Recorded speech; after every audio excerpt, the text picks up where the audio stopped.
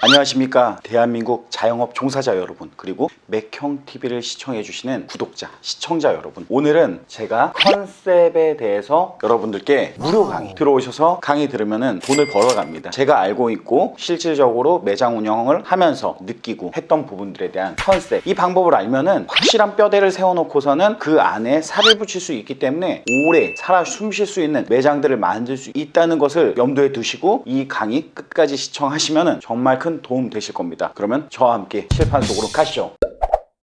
자, 그러면 컨셉을 만드는 방법이 있습니다. 컨셉이라는 거는 다시 말해서 컨셉이 강할수록 소비자들은 찾아오고, 찾아온 소비자들은 재방문, 재구매를 하고, 그리고 주변의 치열한 경쟁 속에서도 내가 오래 생존할 수 있는 방법 중에 하나입니다. 이게 잘 되면 매장이 또 많아지면 브랜드 파워가 생기기도 하죠. 일단은 컨셉이라고 하는 거는 이런 도형이 있어요. 여기에 보이시는 교집합 부분 보이시죠? 이게 이제 컨셉입니다. 컨셉. 보시면은 이쪽에 위치한 게 우리 판매자가 되겠고, 이쪽은 소비자라고 보겠습니다. 판매자가 판매하는 제품의 아주 강력한 셀링 포인트라고 하죠. 이 판매하고자 하는 제품만 이야기하는 게 아니라 제품을 더 부각시킬 수 있는 인테리어도 될 수 있고, 그 안에 받쳐줄 수 있는 서비스도 될 수 있습니다. 이 강력한 판매점을 이제 소비자가 생각하는 니즈와 원치가 있습니다. 이게 소비자가 구매하고자 하는 욕구, 원하는 거, 이게 딱 맞았을 때 이 교집합의 접점이 커지는데, 이게 팔고자 하는 것과 사고자 하는 범위가 커질수록 컨셉은 세지게 되는데요. 이럴 때 나타나는 건 사세요 우리는 하지 않습니다. 이 컨셉이 강한 곳은 사고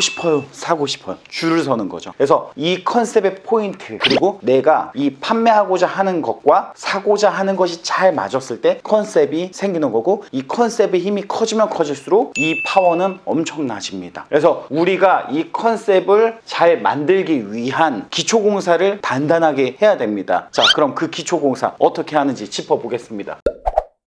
어려운 용어가 나와도 이번 기회에 배운다고 생각하고 접근하시면 좋을 것 같습니다. 경영학을 배우다 보면은 나오는 이론들, 원론들인데요. 일단은 기본적으로 컨셉을 만들기 위한 하나의 첫 단추, 이게 이제 STP라고 하는데요. S는 이게 세그멘테이션이라고 해서 구분을 짓는 거에 나눈다라고 보면 됩니다. 세그멘테이션. 예를 들어 우리가 이렇게 지도가 있습니다. 남한에서 팔 건지 북한에서 팔 건지, 판매 제품, 고객의 성향에 따라 다르겠죠. 경상도에서 팔 건지 전라도에서 팔 건지 서울에서 팔 건지에 따라서도 달라집니다. 그래서 S는 내가 어느 지역에서 팔지, 영등포구, 당산, 동에서 판다고 하겠습니다. 첫 번째 정했어요. 두 번째, 타켓을 정해야 됩니다. 정확한 타켓. 이 당산동이라는 상권은 오피스가 거의 한 60-70% 차지하고 주거가 30-40% 정도 차지하는 상권입니다. 오피스 상권이네요. 그러면은 오피스 상권에서도 직장인들의 소비 수준, 소득 수준, 이런 것들을 파악해 볼 필요가 있고, 주거에 거주하는 사람들의 주거의 형태, 아파트면 아파트의 시세, 이 정도로 파악해서 이 사람들의 소비력을 예측할 필요가 있습니다. 그에 따른 우리는 해당 단가가 나오는데, 이 조사하기 어렵다 그러면은 경쟁점포 가세요. 경쟁점포 가서 얘네들 판매가 얼마에 파는지, 장사가 잘 되는지 안 되는지, 비싸게 파는데 안 된다 그럼 저가로 가야 되고, 비싸게 파는데 잘 된다 고가로 가도 됩니다. 물론 장사를 어떻게 하느냐에 따라서 비싸게 팔아도 팔릴 수 있는 거고요. 잘하면은, 또 장사를 잘 못하는데 비싸게 팔면 더 안 되겠죠. 또 싸게만 판다고 또 될까요? 그렇지도 않습니다. 그래서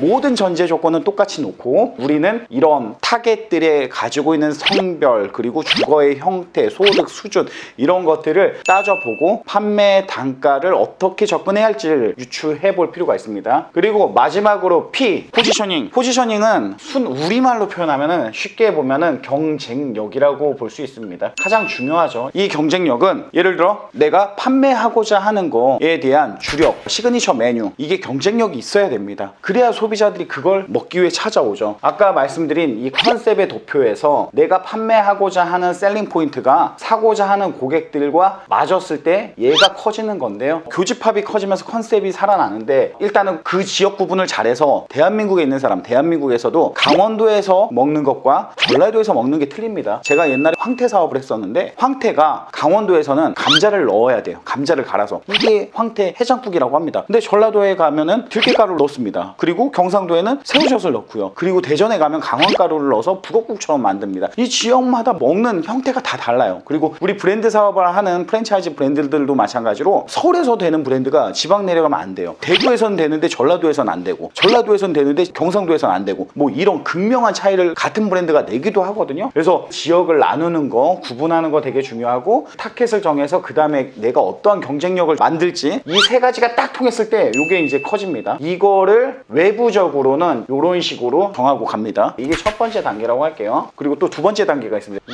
포피 전략이라고 하는데요. 이 포피에는 네 가지 P가 있는데, 처음에 프로덕트, 이게 이제 제품이죠. 한 번 더 정리하는 거죠. 우리 어떤 제품 팔 건데, 그리고 어떤 경쟁력 있는 제품 팔 건데, 이 제품을 정하셔야 됩니다. 이거 안 정하고 할 수는 없죠. 그리고 두 번째가 가격이죠. 얼마에 팔 건데, 어떤 제품을 얼마에 팔 건데, 이 판매 가격을 정하는 것도 되게 중요한 일이죠. 비싸게 팔래, 싸게 팔래, 가성비로 갈래, 아니면 고급화로 갈래, 이 얘기를 하는 겁니다. 그리고 프로모션, 판매 촉진이라고 하는데, 어떻게 판매가 잘 되게 할 건데, 어떠한 마케팅으로 우리를 알릴 건데, 이런 부분들도 되게 중요합니다. 요즘에는 마케팅 시대니까 제품을 어떻게, 어떤 방법을 활용해서 우리가 홍보를 할지를 생각을 하는 거죠. 그리고 마지막으로 플레이스, 이건 장소가 아닙니다. 이거는 유통 구조라고 하죠. 다 중요하지만 유통 구조 정말 중요하다고 생각해요. 이 유통 구조에 따라서 물류 비용이라는 부분이 발생을 하고, 이제 한 개의 매장일 때는 크게 중요하진 않지만 여러 개의 매장이 되면은 이 물류비로 인한 가격이 오르거든요. 그리고 또 제조사와 중간에 유통사, 우리 가맹점 내지는 우리 직영점, 동일한 제품이 제조가 돼서 유통회사에 보관이 돼요. 유통회사에서 주문을 하면은 가맹점 내지는 직영 매장까지 운반이 돼야 되는데, 이게 처음에는 그냥 일반 중상한테 유통을 받다가 이런 구조가 되다 보면은 자연스럽게 물류 비용이 올라갑니다. 그러면은 예측하지 못하는 그런 물류비가 발생을 하는 거죠. 그래서 우리가 식재료 비용이 중요한 전략이잖아요. 판매 전략 30에서 뭐 40%인데 물류비가 올라가서 40%는 의미가 없습니다. 물류비 안 올라가고 40%면 정말 품질 좋고 양 많고 그런 좋은 재료를 사용해 가지고 40%를 만들 수 있는데, 그렇기 때문에 물류 비용은 우리의 판매 전략에 미치는 영향이 크다, 이 정도만 아시면 될 것 같습니다. 그래서 단순히 한 매장을 운영하는 걸 그치지 않고 여러 매장을 운영하기 위해서는 위와 같은 컨셉에 포커스를 맞춰서 기획하고 운영하시면 좋을 것 같습니다.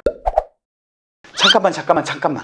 이렇게 강의가 한 번에 너무 길어지면 여러분들이 또 머릿속에 저장하는데 너무 부담되실까봐 이렇게 여기서 잠깐 1부로 나누고 2부는 다음 시간에 이어서 보여드리도록 하겠습니다. 꼭 2부 시청해 주시기 바라겠습니다. 바이.